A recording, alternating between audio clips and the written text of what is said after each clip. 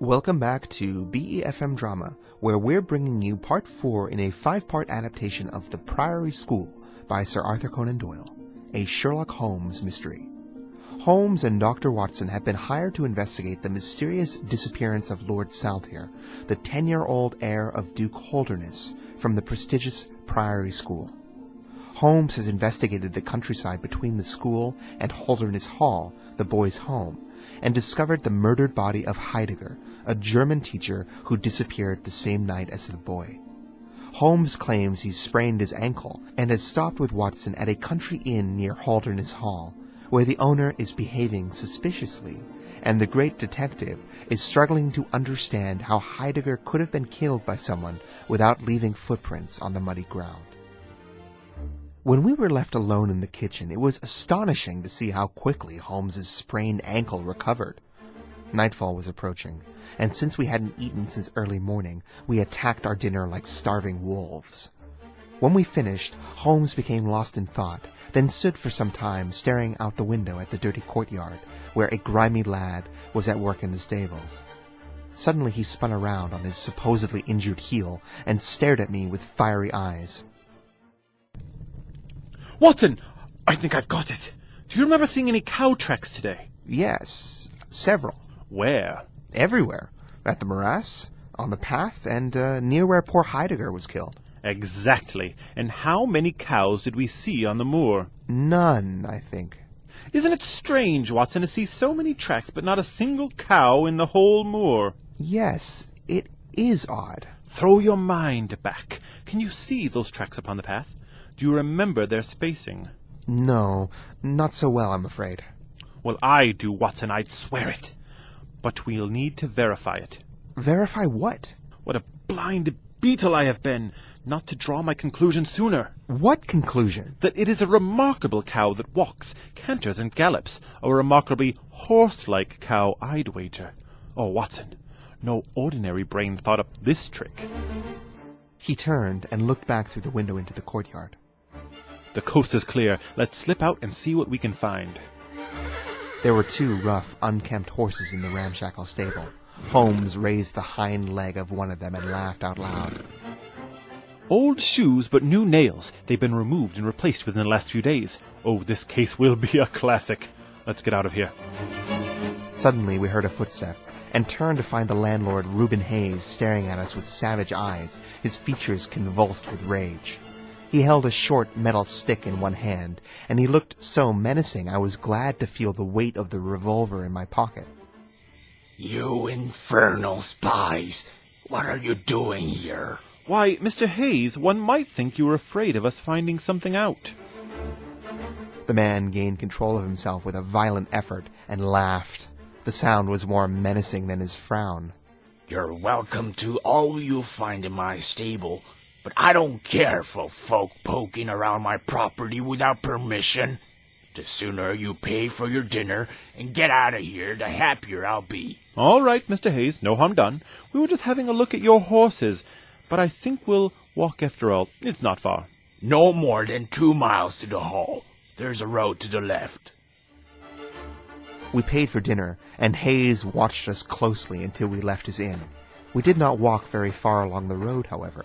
Holmes stopped the instant a curve hid us from the landlord's view. We were warm at that inn. I grow colder every step I take away from it. No, we can't possibly leave. I am convinced this Reuben Hayes knows everything. Oh, he impressed you that way too, did he? Yes, it's an interesting place, the Fighting Cock. I think we should have another look in a more discreet fashion. There was a sloping hillside, dotted with boulders, alongside the road. Holmes led the way, and I followed as he darted from rock to rock until we reached a place where we could see the inn. We just stopped when I glanced back and saw a cyclist coming swiftly down the road from the direction of Holdernesse Hall. Get down, Watson. We had hardly dropped from view when the man rushed past us in a cloud of dust. I caught a glimpse of a pale, agitated face, a horrified face, mouth open, eyes staring wildly. I hardly recognized the dapper young man we'd met the night before. James Wilder, the Duke's secretary. Let's see what he does. Wilder set his bicycle on the front wall of the inn and rushed inside. We sat watching for a half-hour. Nothing moved. No face appeared in the windows. Twilight deepened as the sun sank behind the towers of Holdernesse Hall. Then, from the gloom, we saw the two side lamps of a carriage light up, and heard the rattle of hooves as it wheeled out of the stable yard and rushed off in the direction of Chesterfield. What do you make of that, Watson? It looks like they're running. One man in a dog-cart, as far as I could see. Certainly not Mr. Wilder. There he is at the door. A red square of lantern light had sprung out of the darkness, silhouetting the figure of the secretary who stood behind it, peering out into the night. It was clear he expected someone. Then there were footsteps on the road, and a second figure was visible for a moment against the light. The front door slammed, and all was dark. 5 minutes later, a lamp was lit on the first floor. It's odd business that gets done at the Fighting Cock. The bar is on the other side. Quite so. These are what you might call private guests. What in the world is Wilder doing there at this hour? And who is the companion who comes to meet him? We must get closer. Together we crept down to the road and across to the front door of the inn. The bicycle was still leaning against the wall. Holmes struck a match and held it to the back wheel, and I saw it. The patched Dunlop tire. It was the second bicycle, which we traced through the moor on its odd journey from Priory School. Above us was the lighted window. I must have a look through the window, Watson.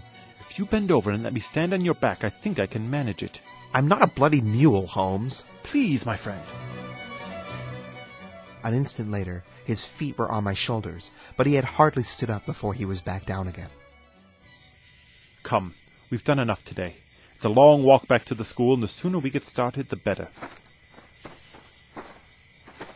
Holmes never spoke during that weary walk back across the moor, nor would he enter the school when we reached it, but went on to Mackleton Station, where he sent some telegrams. Late that night, I heard him consoling our client, Dr. Huxtable, who wept bitterly over the tragedy of Heidegger's death.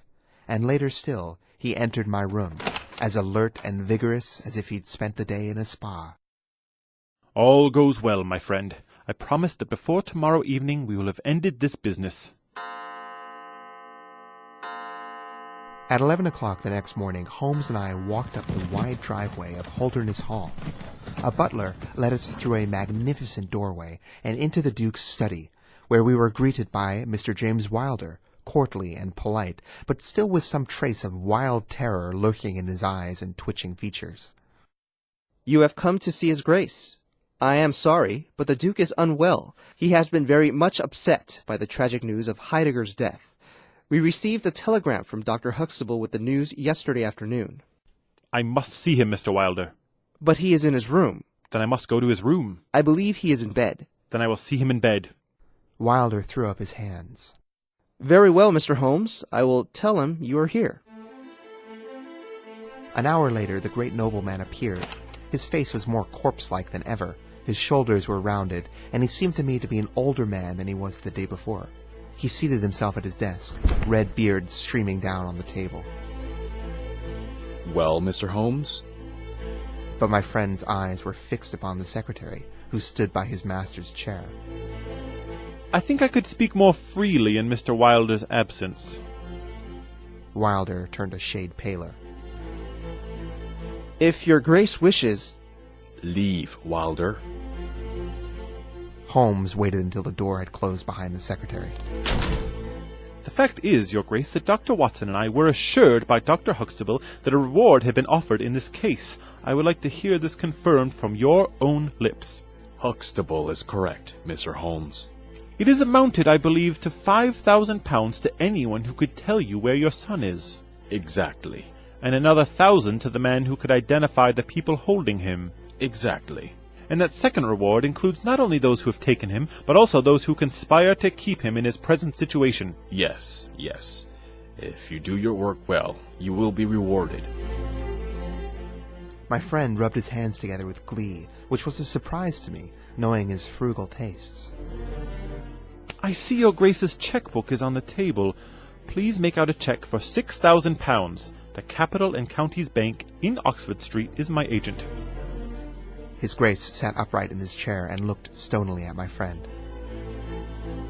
Is this a joke, Mr. Holmes? Not at all, Your Grace. I've never been more earnest. What do you mean, then? That I have earned the reward. I know where your son is, and I know some, at least, of the people holding him.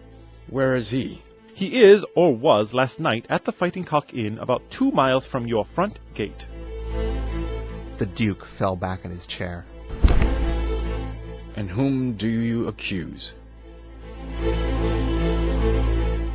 Sherlock Holmes's answer was an astounding one. He stepped forward and touched the Duke on the shoulder. I accuse you. And now, Your Grace, I'll trouble you for that check.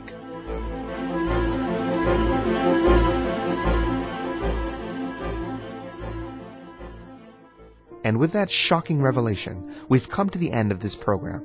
Tune in tomorrow evening for the 5th and final episode in our 5-part adaptation of The Priory School.